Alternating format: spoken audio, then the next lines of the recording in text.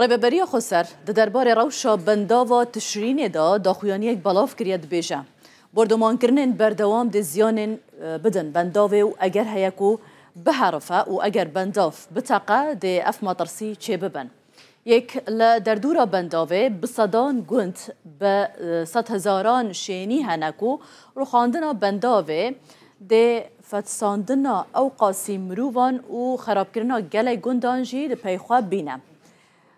هەروەها کارەساتێکە ژینگەهی jî dê bixwara bîne ku hêlîn û cihê bi hezaran cûreyên zîndeweran û sîstema ekolojîk jî li vê deverê dê xerab bike.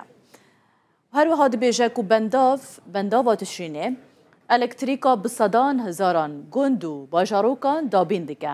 Xerakirina wê dê bibe sedema ku zehmetî gelek çêbibin د سردما نها دا به تایبەت بۆ حکوومەتە نها و بکار بە ئەلکتریکێ دابین بکە. هەروەها بەنداv بێژە pireke ku çûn û hatina şêniyên herêmê hêsan dike. Lewra êrişkirina li ser wê dê jiyan û hatinoçûna hewlatiyan jî têk bide.